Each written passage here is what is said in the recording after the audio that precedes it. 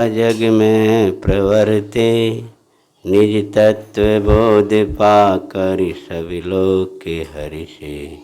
दुर्भाविना नावे मन में कदापि निर्विघ्न निर्विकारी आराधना प्रवर्ते। भगवान महावीर स्वामी जयवंत वर्त नेमनाथ भगवान जयवंत वर्त समय सार परमागम जयवंत वर्त। अकेलापन अज्ञानी को अकेलापन काटता है और ज्ञानी को अकेलापन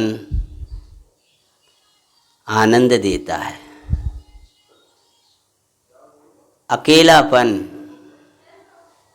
एकत्व कहें कि अकेलापन कहें, एक ही बात है। अकेलापन, अकेला और पन एकत्व एक है, उसमें ही परिणमन। बेटा वहाँ मत बैठो धूप में।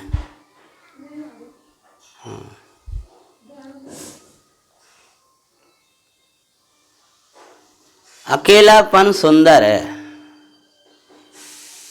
ये जिन प्रतिमा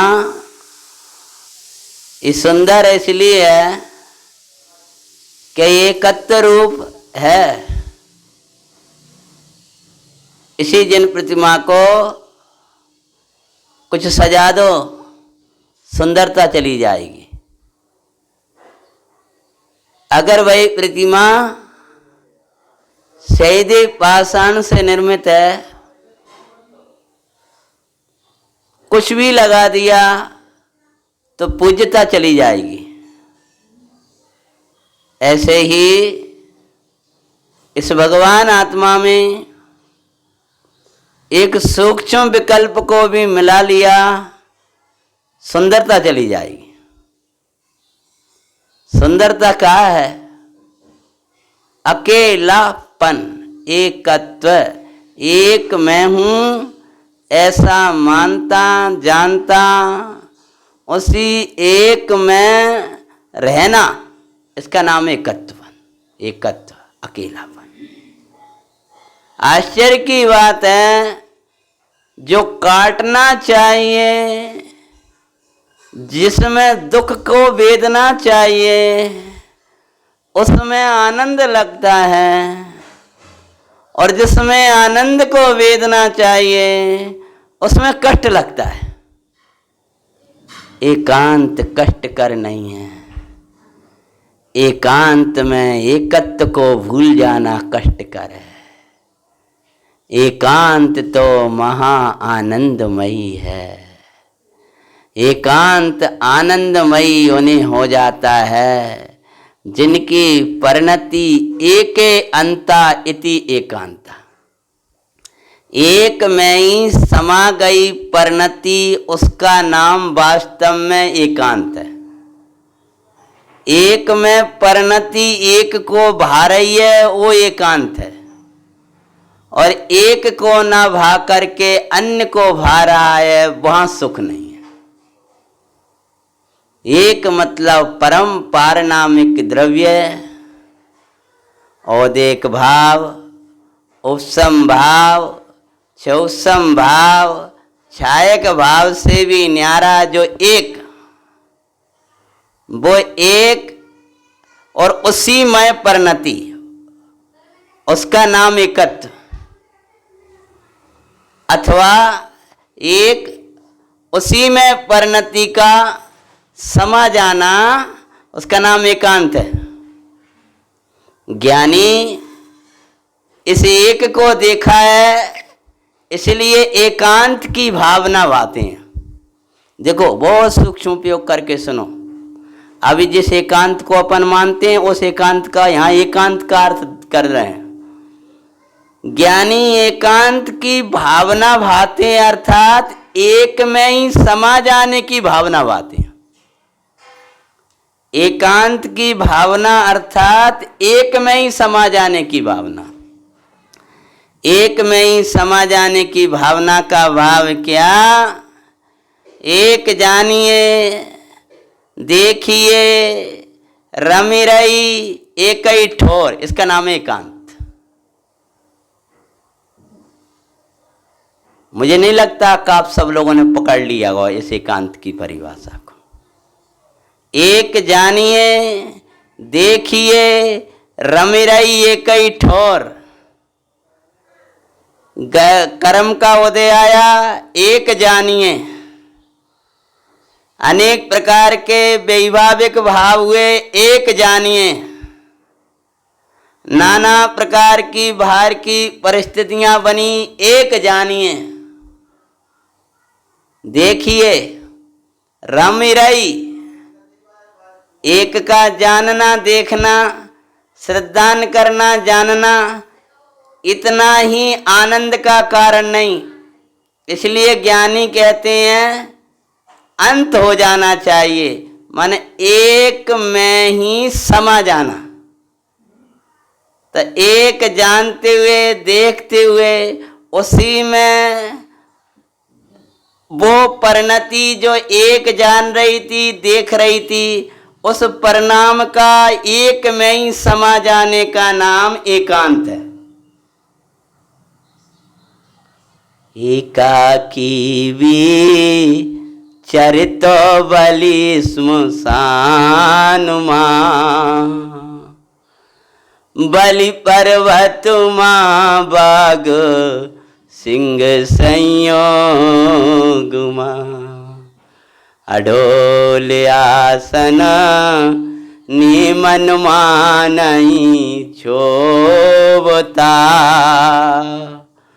परम मित्र न जानो पाम्या योगी जो, अपूर्व अवसर एवो क्या रे आवसे,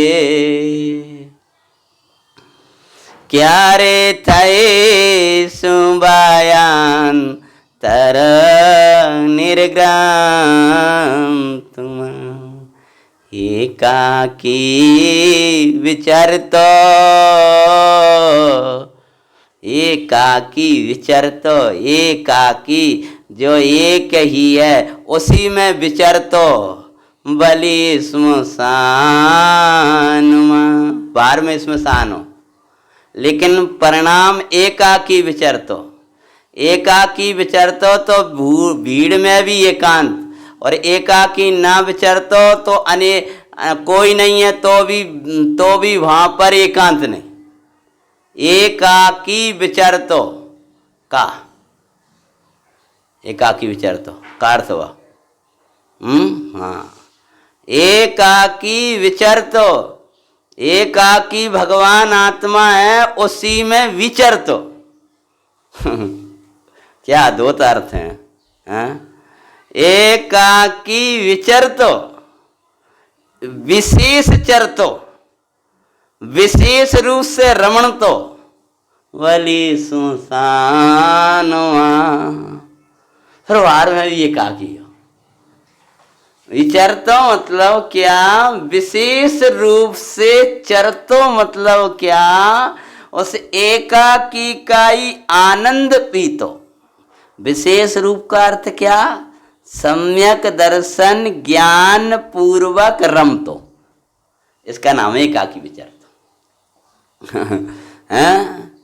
एकाकी निर्जन जंगल में हो अडोल निज ध्यान धरू, बाघ सिंह यदि तनिको खावे उनमें मैत्रीय भाव धरू, आवे कवे अपूर्व अवसर जब भायांतरे ओं निर्ग्राम। ये है अनुवाद बड़े पंडित जी द्वारा लिखा, और वो है श्रीमद जी का मूल। एकाकी विचरत, विशेष रूप से मैं रमता हुआ बलि श्मशान मां, जहां एकाकी विचरते हुए मेरे उपयोग पर उपसर्ग करने वाले भी कोई ना हो। एकाकी विचरते उपयोग में पे उपसर्ग करने वाले यहाँ बहुत हैं। वहां जो एकाकी नहीं है उस पर उपसर्ग करेंगे, जो मेरे एक में नहीं है उस पर उपसर्ग होगा तो होने दो। पर यहां तो जो मैं विचर तो उस पे आकर उपसर्ग करते हैं। तुम हमारे हो, तुम ऐसे हो, कुछ खा लो, कुछ पी लो, गर्मी लग रही है, थोड़ी तो लग रही होगी। अब एकाकी विचर तो में अंतराय कर रहा है। उसने पूरा उपयोग चैतन्य में खींचा और इसने दोबारा गर्मी याद दिला दी। भैया मुश्किल से तो आत्मा याद आता है और तुम पुनः पुनः शरीर याद दिलाते हो। हमने तुम्हारे साथ ऐसी कौन सी शत्रुता की है जो तुम हमारे आत्मा को बुलाते हो। धर्मात्मा ऐसा बोले। अरे बड़े भाव से तो अनहारी याद आ रहा था, तुम बार बार हार की याद दिलाते हो। अनहारी तो हार तो वैसे ही उपयोग जाता है, अभी अनहारी को ध्यान रहे थे। हे भाई बार बार भोजन की याद दिला दिला के भोजन कर लियो और कर लियो, दोपहर में भी कर लियो, शाम को भी कछु बना देंगे, पानी पी लियो। का तुम बार बार हमें हार की याद दिला के हमारे अनहारी पर उपसर्ग करते हो। अरे मुश्किल से तो असंग याद आया था। इस भूमिका के साथ श्रावकों की बात कर रहे हैं। तुम बार बार संग की याद दिलाते हो। हमने क्या तुम्हारे साथ शत्रु कौन सा व्यवहार किया जो ये शत्रुता का व्यवहार निभाते हो। हे पिता, बड़े भाग्य से मैं संसार समुद्र को पार करके किनारे पर आया हूँ। तुम पुनः मुझे उसी समुद्र में क्यों फेंकना चाहते हो। अकेलापन में आनंद है, एकांत सुंदर है। एकांत सुंदर है मतलब क्या, जहाँ हमें कोई पूछने वाला ना हो वो सुंदर है। जहाँ हमें कोई सेवा करने वाला ना हो बहुत सुंदर है। जहाँ में कोई शरीर से पुकारने वाला ना हो वो सुंदर है। जहाँ कोई शरीर को नाम ही ना ले वो सुंदर है। व्यवहार से समझ में आया। व्यवहार से वो सुंदर है जो शरीर का नाम ही ना ले, ऐसे लोग सुंदर हैं। ऐसा क्षेत्र सुंदर है, ऐसा समागम सुंदर है जहाँ में शरीर का कोई नाम ही ले वारो ना मिला। ये बढ़िया समागम है, ये सुंदर समागम है। जहाँ तो कोई पूछता ही नहीं है कहा है तुम्हारी गर्मी कैसी लग रही है, सर्दी का हो रहा और तबीयत कैसी है। जहाँ तो कोई जो शरीर की पूछे वालों नहीं है, ये बढ़िया समागम है। तो सुंदर सुंदर ये बढ़िया सुंदर है। देखो इतने लोग हैं खूब पूछा था खावे की कहते हमने कहीं सुबह सुबह ले भैया जूस पी लो, ले पानी पी लो, और सुबह हमारे कपड़ा धो दे, फला कर दो, ऐसा कर दो, कमरा में झाड़ू पोछा लग गया। ये बढ़िया है। ये सुंदर नहीं है। सुंदर वे हैं सुबह उठते ही हम माला फेर रामायण कर रहे, काय आत्मा याद आओ तुम्हें, स्वाध्याय कर रहा है, काय स्वयं को देखा कि नहीं देखा, पूजा कर रहा है, काय पूज्य देखे आए कि नहीं देखे आए, गुरु उपासना कर रहे, क्या है उपासनीय देखा कि नहीं देखा। हम एकत्व का अर्थ कर रहे, उसमें देखते रहोगे तो नहीं हो पाए। एकत्व सुंदर है। तुम्हें एकत्व सुंदर थोड़ी लगता है, तुम्हें तो दो चार व्यवस्था बना करके अच्छा लगता है। अब व्यवस्था सुंदर मतलब अच्छी व्यवस्था, अच्छी व्यवस्था, सुंदर व्यवस्था, भली व्यवस्था। भला है, उत्तम है, हितकर है। तीन शब्द बोलना कहाँ दिया है वो।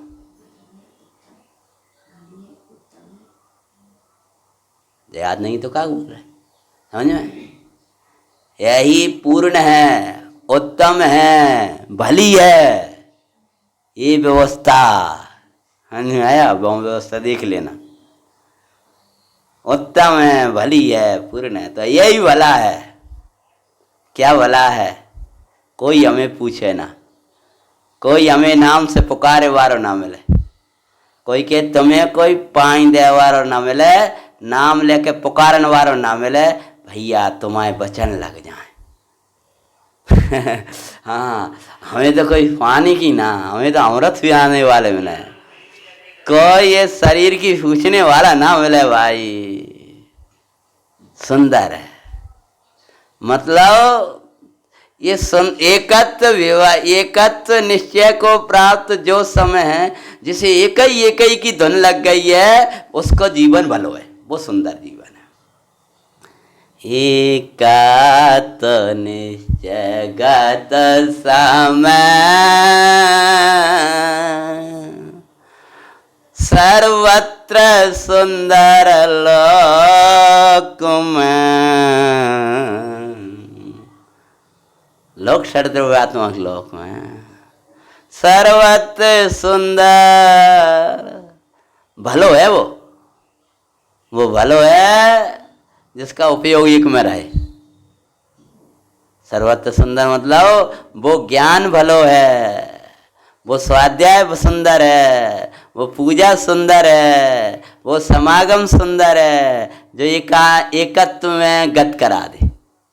एकत्व निश्चय गत, एकत्व का निश्चय कराकर उसमें गति करा दे। सर्वत्र वे सब अच्छे हैं, सब जगह सुंदर है। अगर आप एकत्व में का निश्चय करके उसमें गति करते हो तो पहाड़ भी सुंदर है। बाहर में कह रहे क्या कह रहे?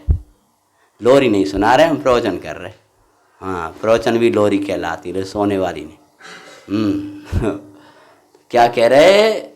एकत्व निश्चय गत समय, एकत्व को निश्चय करके उसमें जिसका परिणाम चला गया है, सर्वत्र कोड़ फूट रहा है सुंदर। बाहर की सुंदरता नहीं कह रहे, अच्छे हैं भी अच्छे हैं। कौन अच्छे हैं? अरे सोचो तो सही को वो मारीची अच्छा नहीं था। वो सिंह को वो मारीची कैसा कि हजारों, मानो 500, 700, 800, हजारों उसके शिष्य, ऐसी बुद्धि, भगवान आदिनाथ का पोता, भरत जी का पुत्र,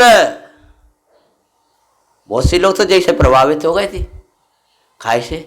भाई कुल में तो रहे भैया जी, आकर का जो सोच के ही बना हो, बहुत सोचला होगा। जब भगवान के गोदी में ही ये रहे हैं और भगवान के साथ ही इन्हें दीक्षा लगी, तो कुछ सोच समझ के जी मार्ग अपनाओ। ऐसी पागलों से कभी भी शिक्षा नहीं लेना चाहिए। ये भी तो वहाँ रहे हैं भैया जी, भी तो मंदिर जाते हैं, तभी तो जी अजैन के मंदिर जाने लगे। इन्हें कछु लगो होगा, ऐसे मूर्ख भी मिलते हैं।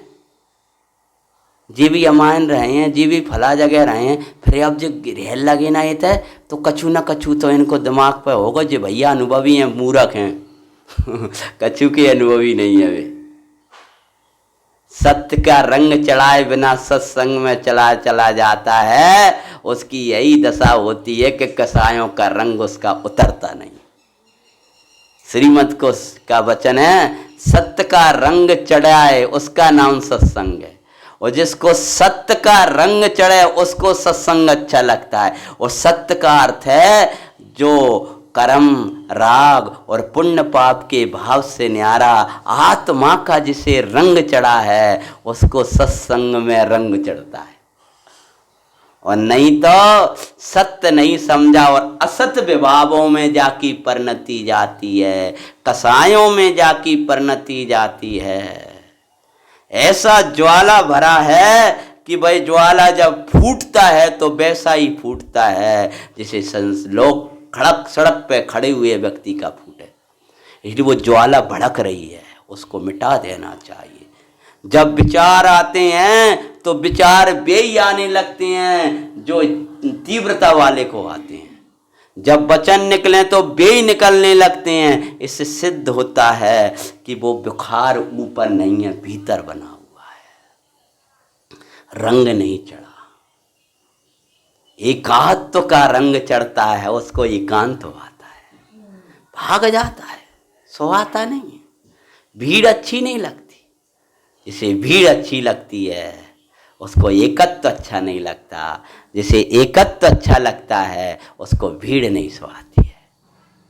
जो बाहर में भीड़ नहीं देखता उसको कर्मों की भीड़ नहीं दिखती। जिसको कर्मों की भीड़ नहीं दिखती उसके अंदर विभावों की भीड़ नहीं आती, और विभावों की भीड़ नहीं दिखती उसे एकत्व आता है और अनंत गुणों का समूह आ जाता है। वो भीड़ है और ये समूह है, ये संघ है। ये वो भीड़ है और साधर्मियों का समूह है। चारों ओर से जिनका एक ही आत्मा आत्मा आत्मा बधा है, वो हमारा यूथ है।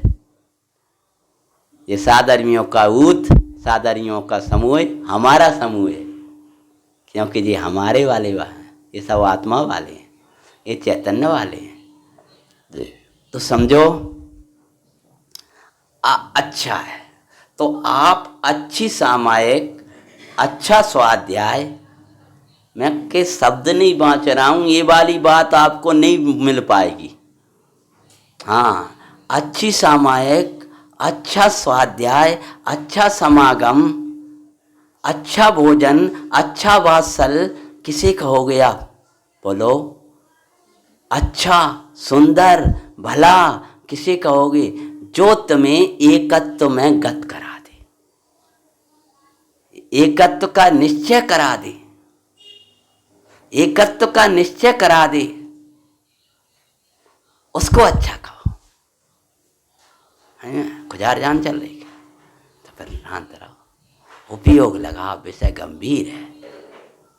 अब तुम लोग 24 घंटा संगे रहते हो इसलिए ऐसा बोल देते हैं। स्वाध्याय में बोलना, हम सभा से थोड़ी बोले। उपयोग लगाए बिना, यहाँ एकत्व की बात कर रहे हैं, अपन शरीर को ना भूल पाए। अच्छा है, क्या अच्छा है? अच्छी पूजा हुई आज तो। क्या है? एकत्व देखो, भगवान दिखे, इतनी अच्छी पंक्ति लगी हमें। बाद में तो विस्मृत हो गया, मतलब 24 तीर्थंकर पूजा की अंतिम पंक्ति थी।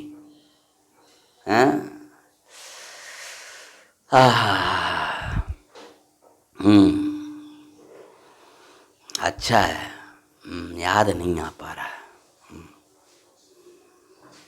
कैसा धनी क्या साध्वी निज में पाऊं,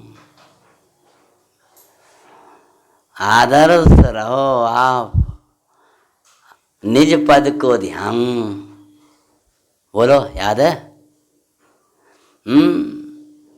नहीं विष सम भोगो की कुछ बात सुना है। हाँ, भगवान, हाँ, आदर्श रहो आप निज पद को ध्यान, कि साधनी क्या साध भी निज में पाऊं। अगर आप हमारे आदर्श हो गए तो भगवान मुझे अपने पद के अलावा कुछ अच्छा नहीं लगेगा। आदर्श रहो आप निज पद को ध्यान। मूल में देखना, आनंद है पूजांजलि की पंक्ति। हाँ, कि साधनी क्या साध्वी निज में पाऊं, न लोक के जल न लोक के फलों की कुछ कामनाएं, न विष सम को भोगो की कुछ वासनाएं। रहो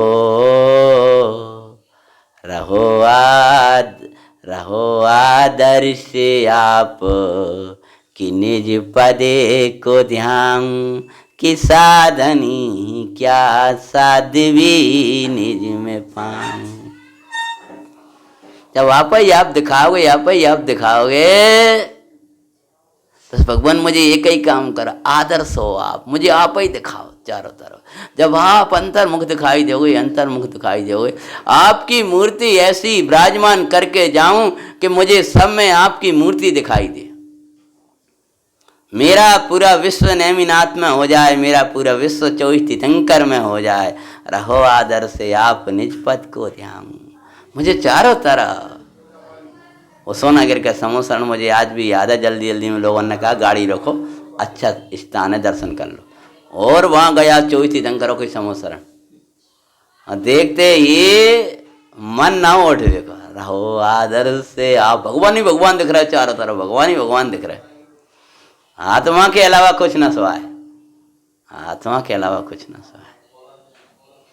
हाँ, तो ये वो अच्छी पूजा है, वो अच्छी भक्ति है, वो अच्छा स्वाध्याय है, वो अच्छा समागम है। सुंदर कहें, अच्छा कहें, वो अच्छा भोजन है जिस समय आपने एकत्व को भाती हुए भोजन किया। जिस भोजन में आपको रस नहीं आया, आपने रस नहीं लिया पुद्गल का। जिस भोजन में आपको गंध की बंबो नहीं आई, जिस भोजन का ये सब्जी को रंग कैसे दिख रहा हो, जिस भोजन में आपको कोई गर्मी सर्दी महसूस नहीं हुई, जिस भोजन में आपको बस असंग आता रहा, वो अच्छा है। सुंदर है मतलब क्या? सुंदर का दूसरा अर्थ है अच्छा। नहीं तो कई बार क्या सुंदर सुंदर और अच्छा अच्छा, वो बहुत अच्छे हैं, वो बहुत अच्छे हैं। कौन अच्छे हैं बोलो? एकत्व निश्चयगत, वे अच्छे हैं। एकत्व निश्चयगत, बंद कर तो सीटी के लिए मार रहा है, क्या मतलब निकल रहा है? एकत्व में जो निश्चय को प्राप्त हुए, निश्चयगत, एकत्व निश्चयगत, सर्वत्र सुंदर हो लो। लोक में सब जगह सुंदर है, सब जगह सुंदर है। हाँ, इसलिए सब जगह सुंदर है मतलब क्या? अगर हमारा उपयोग आत्मा में रहता है तो हम सब जगह अच्छे रहेंगे, और अगर हम आत्मा को नहीं बाते हैं तो हम कहीं भी जाएंगे अच्छे नहीं रह पाएंगे, सुखी नहीं रह पाएंगे। अगर हमारा उपयोग अपने एकत्व में रहता है, उपयोग लग रहा है कि नहीं? नहीं तो बाँचना शुरू करें फिर। हाँ, अगर अपना उपयोग एकत्व में रहता है तो सब संयोग अच्छे हैं। मन डंडा मारे वाले वे भी अच्छे हैं, सुंदर है। कोई डंडा मार रहा है और हम अपने आत्मा में बैठे, बहुत अच्छा है। अगर हमारा उपयोग आत्मा में रहता है तो भले चौथा काल हो कि पंचम काल हो कि रातों की दिनों, कोई अवस्था हो, सुंदर है। क्षेत्रवाचक लिया है ना, सर्वत्र सुंदर लो। तो द्रव्य लगाओ, क्षेत्र लगाओ, काल लगाओ।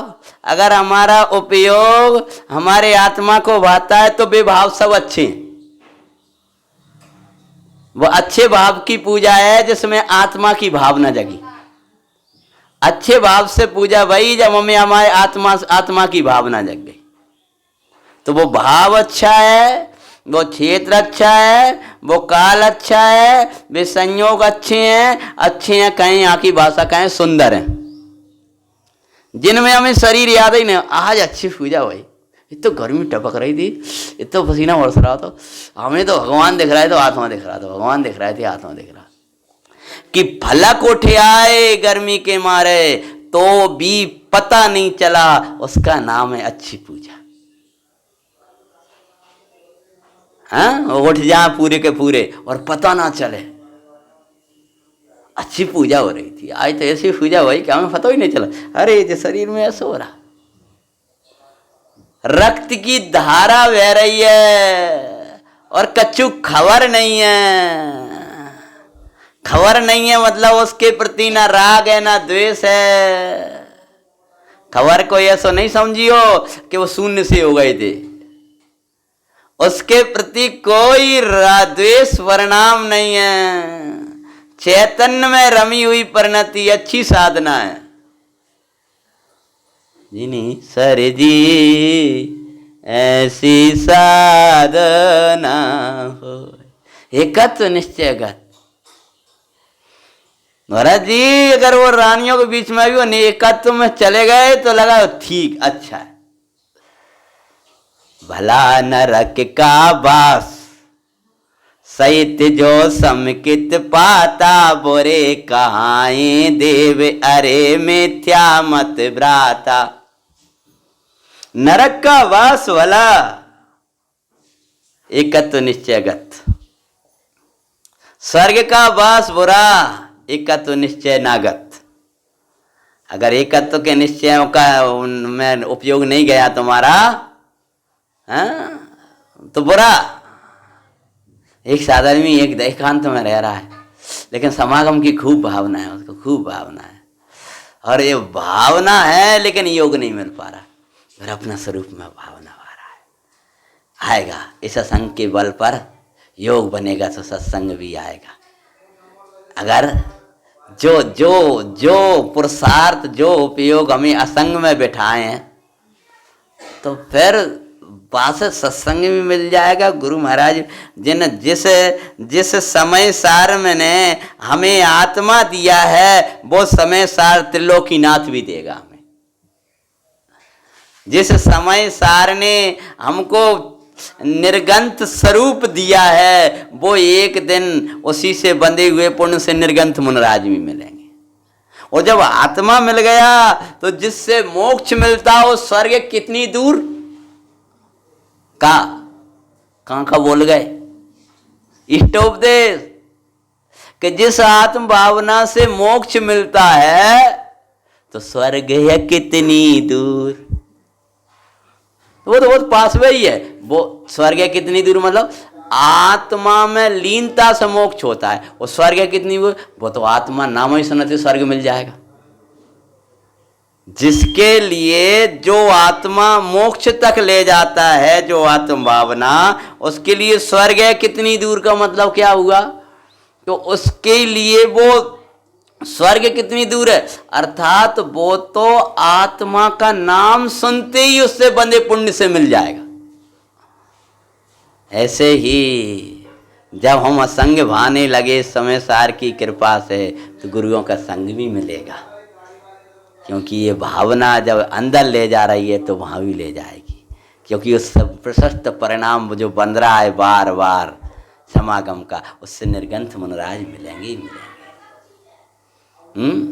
तो क्या कहते हैं, तो ऐसा समझो एकत्व निश्चय को प्राप्त मन जिसने आत्मा की प्राप्ति कर ली वो सब जगह सब क्षेत्रों में सब कालों में सर्व अवस्थाओं में कैसी दशाओं में अच्छा कोई भी हो उसका बुरा कभी नहीं लगता, उसको बुरा किसी का नहीं लगता है। क्या कह रहे, उसको किसी का बुरा नहीं लगता, उसे कोई बुरा नहीं लगता, उसे कोई क्षेत्र बुरा नहीं लगता, उसको कोई काल बुरा नहीं लगता जिसका उपयोग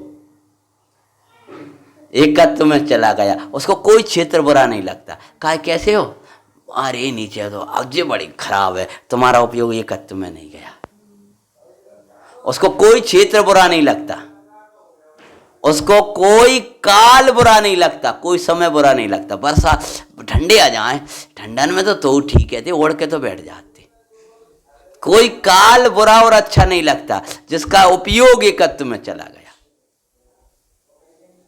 उसको शत्रु भी बुरे नहीं लगते, और जिसने एकत्व का निश्चय नहीं किया उसको हितैषी भी बुरे लगने लगते। उसको जिसने एकत्व को समझा भी, एकत्व की समझ भी है, वो उपसर्ग वालों में से सेवा निकालता है, और जिसको एकत्व का निश्चय नहीं है उसको सेवा करने वाले भी उपसर्ग वाले लगते। बुरा करने वालों को भी भला विचार करता है? उपकारी हैं वे तो जो जंगल से निकाला, सिंह के मुख में ला करके मुझको यह डाला। अब ये उत्तम निर्णय क्यों हम नहीं बदलते हैं, सती भुवन सुंदरी की मंगल कथा सुनाते हैं। कहना किया उपकार जो भक्षक से बचाया, तुमसे सिंह तुम शील भक्षक तुमसे से बचाए जंगल दिलाया। यहाँ रक्षक ही रक्षक हैं, भक्षक कोई न दिखता है। उसके जेठ ने अब बात लगा करके और एक भयंकर जंगल में छुड़वा दिया। सुनाऊंगा, सुन लेना, बढ़िया कथा है। भुवन सुंदरी कथा। और कह दिया सेवक से कि कह देना उससे, यदि वो मेरा प्रस्ताव स्वीकार करे तो उसको महल में लाना, और नहीं उसी जंगल में छोड़े आना। कह बहुत अच्छा किया ये तो। पति को युद्ध में भेज दिया। वो कह रहे बहुत अच्छा किया ये तो, हमारी तरफ से धन्यवाद और दे देना। क्या संदेश दें कि ये संदेश दे देना कि तुमने भला करो। श्रीपाल कह रहे थे कि धवल सेठ ने मुझे समुद्र में गिराया तो अच्छो ही करो। सबसे कह रहे थे क्यों दंड दे रहा है? अगर राजन, अगर इनने समुद्र में नहीं गिराया होता तो आपसे समागम कैसे हो? तो अगर इनने नहीं किया होता वो उन तो आपसे मेरा समागम कैसे होता? मैंने सुंदरी कह रही है कि पिता आपने तो उत्तम ही किया, तो ऐसे ज्ञानी धर्मात्मा पति का योग बनवा दिया। तो मतलब जिनको एकत्व आत्मा ऊर्ध होता है, उनको तो जिनको लोग बुरे कहते हैं उनमें भी भली दृष्टि होती है, भली दृष्टि। और जिसको आत्मा ऊर्ध नहीं है, उसको भला करने वाले, भैया स्वाध्याय कर लिए, भैया सामायिक कर लिए, यहाँ ना पानी मत डोलो, उनको भी बुरा लगता है। उसको भली कहें, हित की बात कहें, वही बुरी लगती है, जिसको आत्मा का लक्ष्य नहीं है। ध्यान रखना, तन का लक्ष्य करने वाला कभी अच्छा नहीं रह सकता। जिसने अपने को शरीर ही मान रखा है, उसका कोई भला नहीं कर सकता, कहीं भला नहीं हो सकता। जो एकत्व को भूला बैठा है, उसका भला कभी नहीं हो सकता। और जिसको ने एकत्व को जाना है, उसका बुरा कभी नहीं हो सकता। तुम कहोगे भला और बुरा कहां से ला रहे हो? सुंदर असुंदर से ला रहे हैं। समझ में आया? क्यों बोला? आप सुंदर उसी को कहते हो जिसमें भलाई हो, और असुंदर उसी को कहते हैं जिसमें बुरा हो। एक बहुत अच्छा रंग आया है। बोले कैसा है? कि उसको लगाओ तो आप सबसे अच्छे दिखोगे। अच्छा, ये रंग आया तो कितने का है? कि वो है 50,000 का। लिया आप इतने सुंदर दिखोगे, ऐसे रखोगे। अब ये रंग ही फंगत है उल्टी से। लेकिन ध्यान रखियो कि जैसे तुमने लगाया 2 घंटे बाद बोले कारे हो जाओगे, झरने लगेगा खून, और इतनी फुंसियाँ निकल आएंगी। हमें तो नहीं लगा, जैसे तो हमें ऐसी अच्छी। क्या समझ में आया? आप उसको सुंदर कैसे कह सकते हो जिसके पास काला आए, जिसके पास फोड़ा निकल पड़े? ऐसी उस व्यवस्था को सुंदर कैसे कह सकते हो जिसमें मिथ्यात्व आए और कसायों का फोड़े निकल पड़े? ये बहुत सुंदर है। कैसे सुंदर है? कि जी हमें अपनों मानत, कम से कम जे तो अपनों मानते हैं हमें, कि जे जो तुम्हें अपनों मानते हैं ना, कि जे कम से कम अपने हैं, क्योंकि जे हमें अपनों मानते हैं, मतलब हमारी कसायों को अपनों मानते हैं, हमारे औदिक भावों को अपनों मानते हैं, हमारे शरीर को अपनों मानते हैं, जिसको हम ही अपनों नहीं माने। ये समझो कि ये इतना अच्छा सुंदर है कि जिसमें फोड़े निकलेंगे और काला हो जाएगा। तो ये आत्मा देखते हैं वे अपने हैं, ये आत्मा दिखाते हैं वे अपने हैं। एकत्व से सुंदरता का निश्चय करो, एकत्व से सौंदर्य का निश्चय करो, एकत्व से भलापने का निश्चय करो। हमारा निश्चय, हमारा निर्णय आत्मा के आश्रय से होना चाहिए।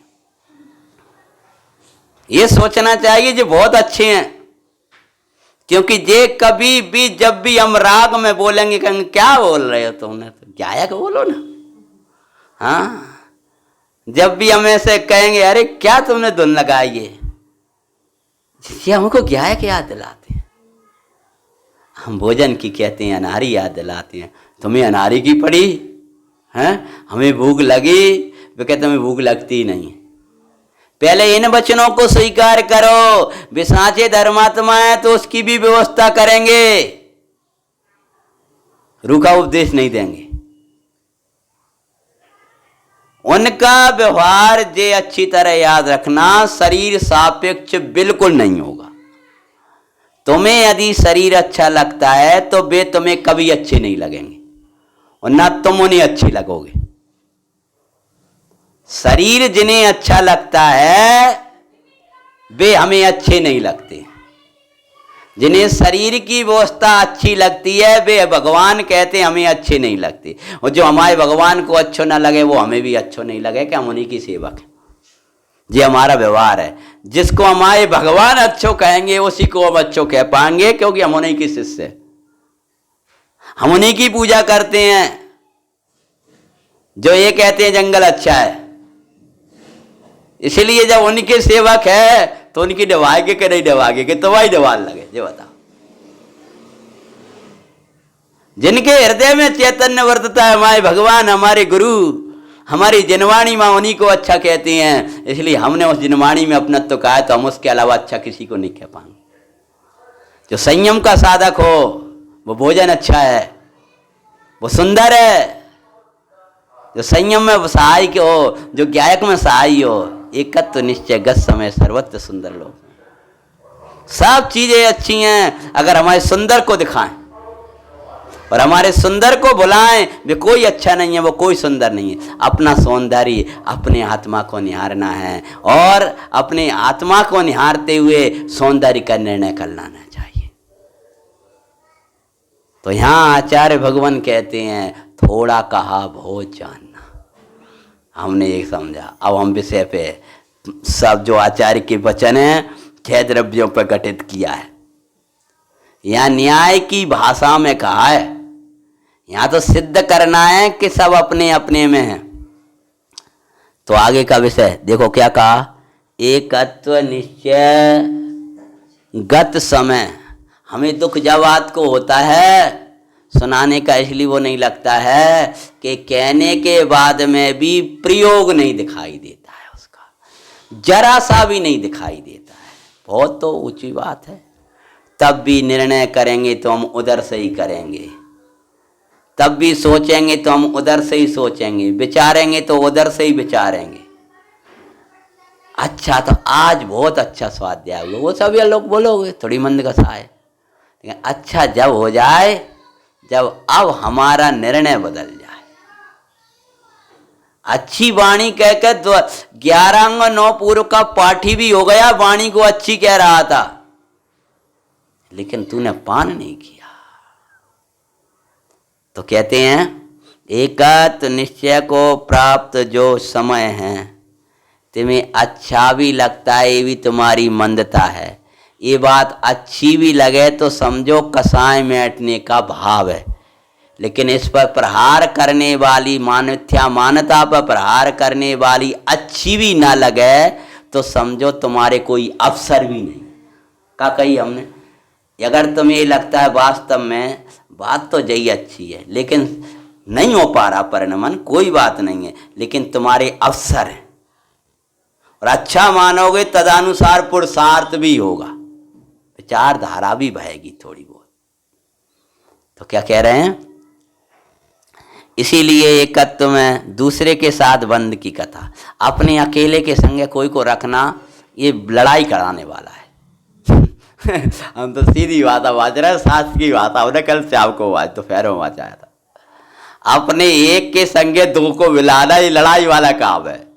एकत्व में बंद की कथा मतलब इस एकत्व के साथ ही मान लो कि जी बहन जी हमारी हैं, कि जी भैया हमारे हैं, कि जी मंदिर, अब लड़ाई होगी तुम्हारी।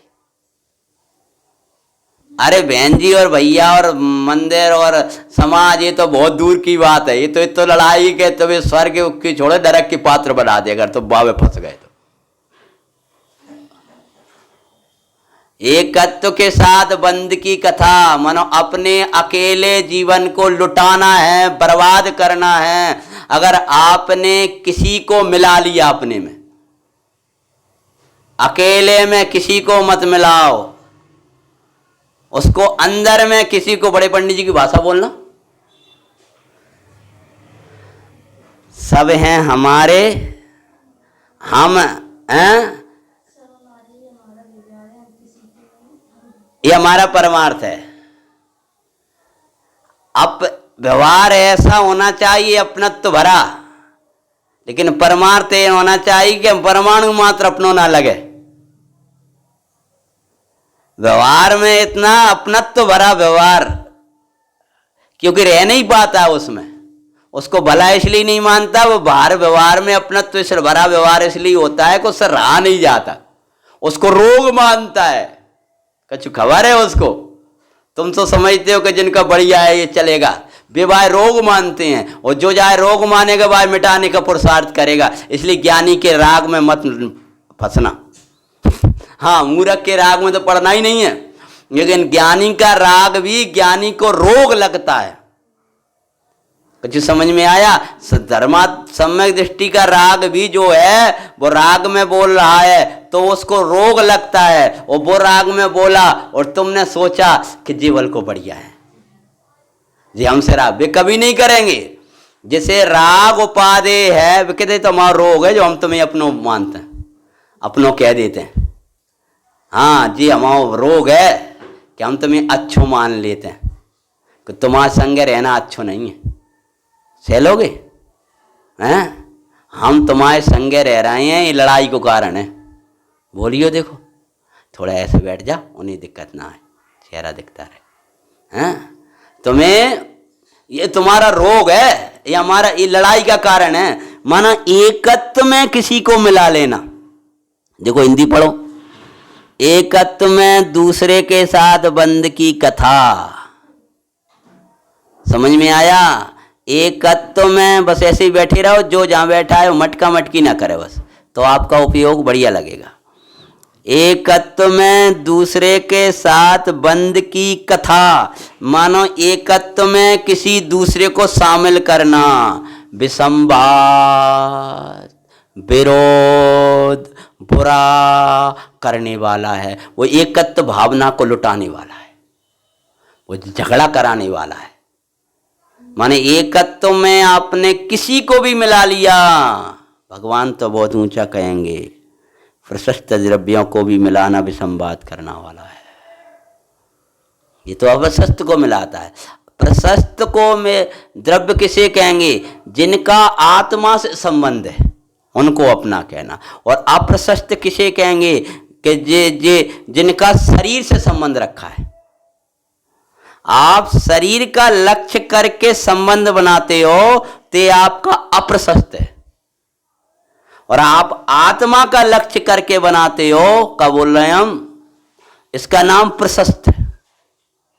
शरीर का लक्ष्य करके संबंध बिठाया है ये असुंदर है, बुरा है, और आत्मा का लक्ष्य करके बनाया है तो ये भला है।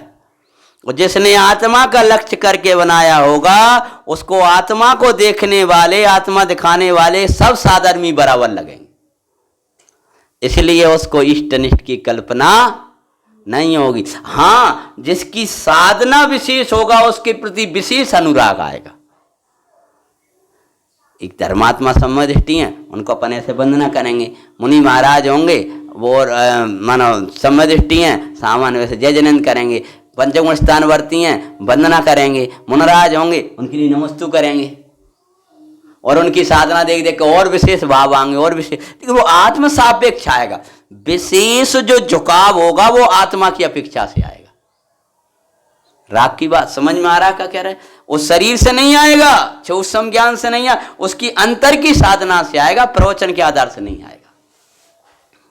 समझ आया कि नहीं आया? तो ये कहते हैं उस अकेले में, उस आत्मा में किसी को भी शामिल कर लिया, ये लड़ाई कराने वाला है। अच्छे बने रहोगे अगर एकत्व में बने रहोगे, और तुम्हारी लड़ाई हो लगी अगर तुमने एक को भी जे हम आए हैं, बस विसंवाद करने वाला है। किसी भी कर्म के परिणाम को आत्मा में मिला लेना, ये क्या करने वाला है? विसंवाद करने वाला है, विरोध करने वाला है, एकत्व का विरोधी है। ये एकत्व का विरोधी परिणाम है कि एकत्व को छोड़ करके किसी को अपने में मिला लेना। माने एकत्व का विरोध होगा, वो बार बार एकत्व का विरोध कराएगा।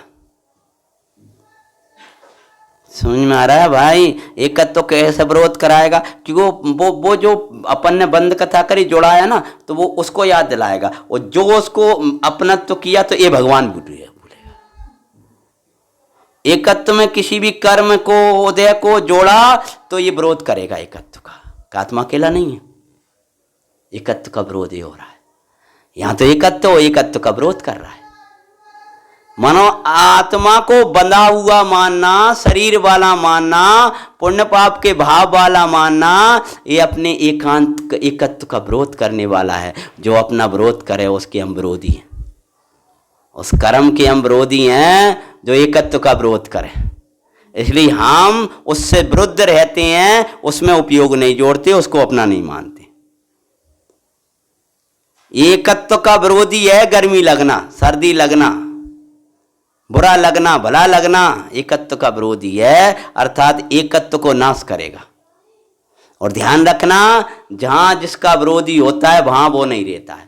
अर्थात आपने विरोधी पक्ष को बिठा लिया है, अब एकत्व की साधना आपकी लुट जाएगी। तो आचार्य भगवान कहते हैं, एकत्व को प्राप्त जो समय है, अर्थात जिन्होंने आत्मा को प्राप्त कर लिया, ऐसे आत्मा, एकत्व को प्राप्त जो समय है, आत्मा को प्राप्त जो आत्मा हैं, वे लोक में सब जगह अच्छे हैं, वे सब जगह उनकी सुंदर है। वे जहाँ भी रहेंगे वहाँ सुंदर रहेंगे, और सब स्वयं अच्छे लगेंगे और दूसरे की सुंदरता में निमित्त बनेंगे। उन्हें देख देख के सब अच्छे, सब जगह सुंदर हैं। सरल बालक है, सब जगह सुंदर है। वे क्षमा में होंगे, वे मार्दव में होंगे, वे सरल होंगे, सब जगह सुंदर है। इन्हें कुटिलता जानते ही नहीं को वे अकेले जानते।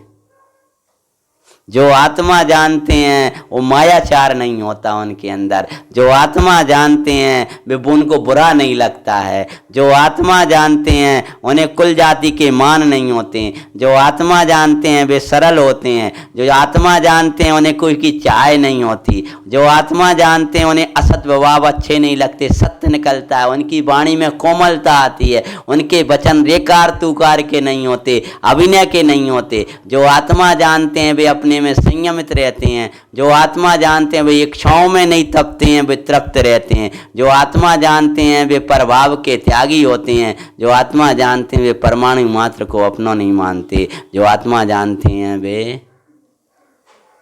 अपने में ही रहते हैं, वे ब्रह्मचारी होते हैं। जो आत्मा जानते हैं अपने को, जो एकत्वगत समय है, वे कभी डरते नहीं हैं, निशंक होते हैं, किसी में शंका नहीं। कैसा ही उदय, कैसी परिस्थिति, भगवान के वचनों में, वस्तु के स्वरूप में उनको शंका नहीं होती। उन्हें कोई कांक्षाएं नहीं होती। कोई कैसा भी उनके संग व्यवहार करे, कोई कैसे भी दुर्वचन, उन्हें किसी से गिलानी नहीं आती। वे किसी की बातों में नहीं आते हैं। वे पराई निंदा नहीं करते हैं, अपनी प्रशंसा नहीं करते हैं। वे अपने उपयोग ना भी रमे तो अपने में ही रमाते हैं। वे आत्मा जानते हैं, उन्हें आत्मा और आत्मज्ञों से प्रीति होती है। वे जो आत्मा अपने को जानते हैं, जो एकत्वगत को प्राप्त हो जाते हैं, वे सदा उत्कृष्ट भावनाएं भाते हुए जगत के जीवों को भी आत्म भावना में निमित्त बन जाते हैं। जो आत्मा जानते हैं वे जनवाणी को अशुद्ध नहीं पढ़ते हैं। एकत्व निश्चयगत वाला लगाओ आठों, वे अहिंसामयी होते हैं, वे सत्यमयी होते हैं। पूरा श्राप का चार आएगा किसके आधार पर? एकत्व निश्चयगत। उनको कुछ बुरा नहीं लगेगा। कल का भोजन बुरा था, आज का अच्छा है। किसके आधार पर निर्णय कर रहे हो? रस के आधार पर निर्णय कर रहे हो। जबकि अगर वो रस, वो नमक उस लौकी में हो जाए तो आचार्य महाराज कहते सर्वशंकर दोष आ जाएगा। विषय तो आज ही चलाना था। अगर नमक और लौकी में चला जाए, वो तेल लौकी में चला जाए, वो लौकी में हो जाए डला हो, तो सर्व संकर दोष हो जाएगा, लौकी रहेगी, रह नहीं पाएगी। जिस सब्जी को आप सेवन करते हो वो इसी के आधार पर सेवन करते हो कि सर्व अपने अपने में। और नमक ना लौकी में मिल जाए तो लौकी बर्बाद हो जाएगी। अगर वो घी आपने डाला, उसमें आपने न मिर्ची डाली, वो डाला, अगर वो लौकी में मिल गया होता तो वो लौकी बर्बाद, सर्व संकर दोष हो जाता। ना लौकी रहती ना नमक रहता। उसकी विशेषता यही कह रहे हैं। देखो टीका के एक वचन वाँचते हैं, वे सर्व पदार्थ, हाँ देखो कहते हैं पदार्थ निश्चय कद को प्राप्त होने, सुंदरता को प्राप्त, क्योंकि अन्य प्रकार से उसमें सर्व संकर आदि दोष आ जाएंगे। अर्थात क्या कि अगर वे एक दूसरे में मिल जाए ना, अगर कर्म मेरे आत्म प्रदेशों में आ जा, मैं कर्मों में स्थित हो जाऊं, संकर मिश्रण हो जाएगा, मिश्रण। मुझे गर्मी लग जाए ना तो आत्मा का नाश हो जाएगा, सर्वसंकर दोष हो जाएगा। रस मुंह में नहीं, गंध मुंह में नहीं, वर्ण मुंह में नहीं। जो अपने को आत्मा जानते हैं वे कैसे होते हैं कि निर्लेप रहते हैं, वे अलिप्त रहते हैं। जैसे धर्म अधर्म आकाश काल आदि अलिप्त दिखाई देते हैं, ऐसे ही वे भी अलिप्त दिखाई देते हैं। लिप्त दशा को अपनी ही मानते हैं, लिप्त दशा को विसंवादिनी मानते हैं, कष्टकारक मानते हैं, विरोधिनी मानते हैं, दुख देने वाली मानते हैं। विसंवाद करने वाली है मतलब विपरीत संवाद करने वाली है, मतलब विपरीत वस्तु देने वाली है। पर के साथ बंद की कथा है, क्या कह रहे हैं? पर के साथ बंद की कथा विसंवाद करने वाली है। मतलब क्या? जो आत्मा से मिलना चाहिए वो नहीं मिलेगा और जो नहीं मिलता है वो मिलेगा, ऐसा भी अर्थ लगाना। विसंवाद करने वाली मतलब आत्मा से ज्ञान मिलता, आपको सुख मिलता, शांति मिलती, प्रभुता मिलती, सम्यक्त मिलता, और आपने अपने को पर के साथ जोड़ लिया। अब दुख मिलेगा, क्लेश मिलेगा, नरक मिलेगा, दुर्गति मिलेगी। विसंवाद, ये झगड़ा होगा, नरक मिलेगा पर के साथ जुड़ने से। विसंवाद करने वाली है मतलब आत्मा से तो सम्यक दर्शन ज्ञान चरित्र मिलना चाहिए। एकत्व को भूला तो मिथ्या दर्शन ज्ञान चरित्र आएगा,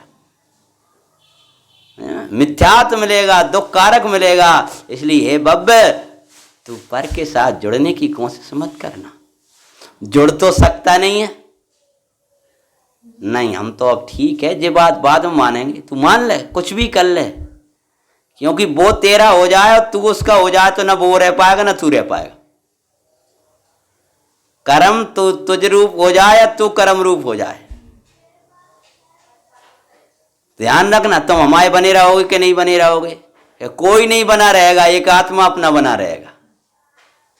एक आत्मा अपना है, उसको अपनाने से अपने लिए सुख मिलता है, और एक आत्मा को छोड़कर अपने लिए दुख मिलता है। पुराना वाक्य याद करो, पंडित जी ने कहा होगा, हमने दोहराया होगा। आत्मा के अतिरिक्त जिसको भी अपना कहोगे वही अपने लिए दुख का कारण बनेगा।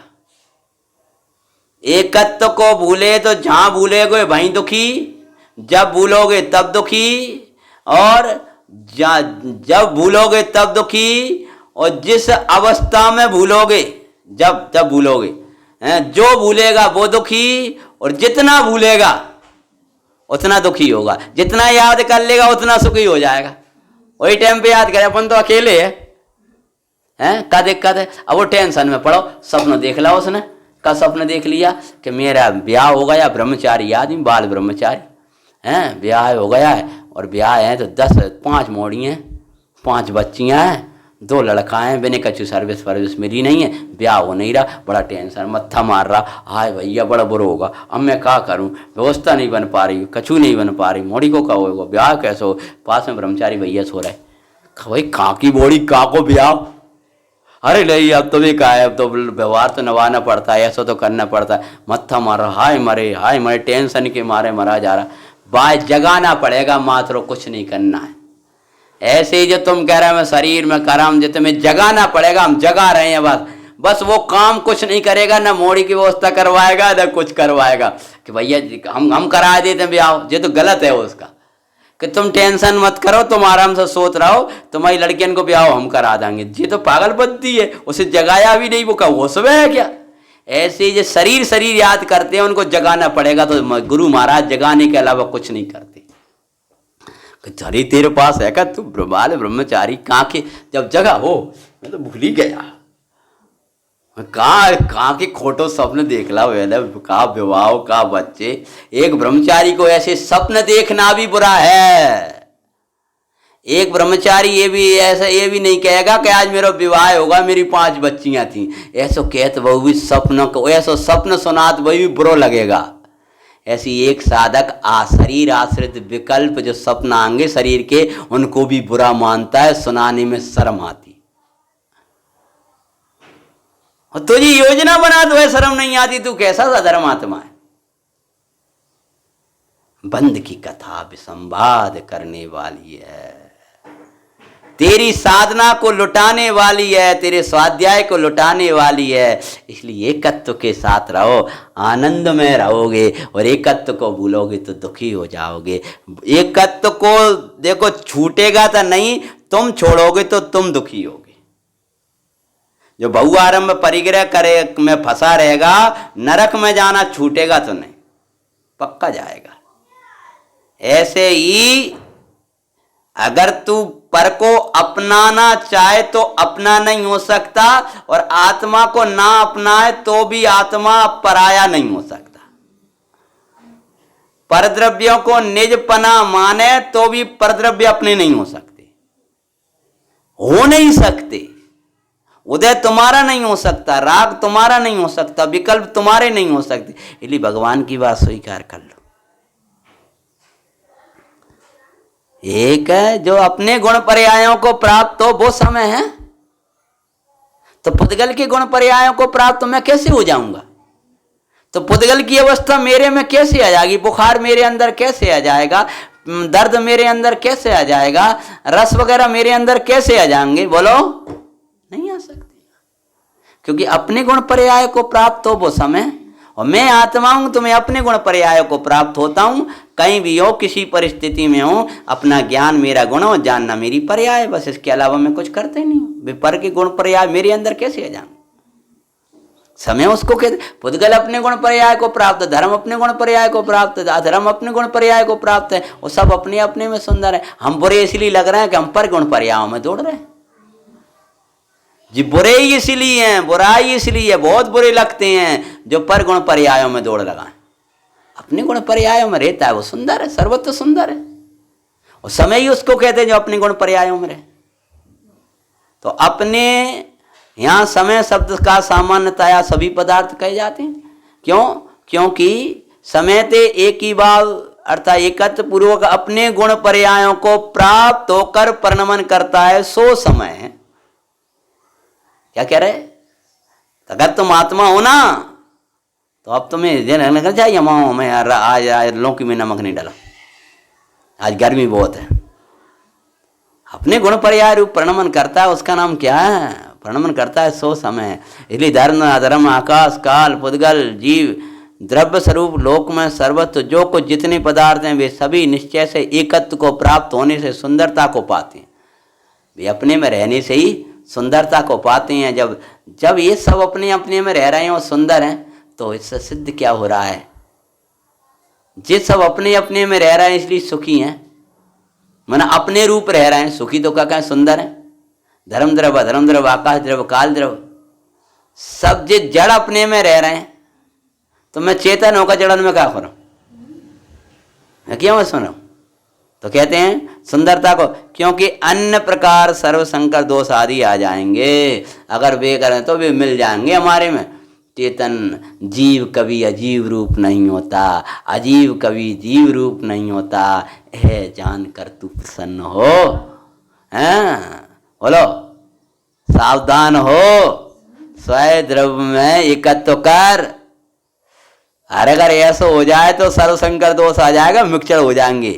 दिख तो रहा है खिचड़ी को नमक को स्वाद अलग है, लौकी को स्वाद अलग है। जब मिल नहीं रहा है तो यहाँ कैसे मिल जाएंगे? जब पुद्गल में दिखाई दे रहे हैं अलग अलग हैं, तो यहाँ भी तो सभी अलग अलग हैं। ऐसा जानकर अपनी एकत्व की भावना बाते रहो, सुखी रहोगे, सुंदर रहोगे, आनंद में रहोगे। एकांत एकत्व का जीवन, निवृत्ति का जीवन बड़ो आनंद से बीतेगो। तीसरी गाथा को बाते रहो। ओम नमस्ते। निजी निधि निजी में बताई।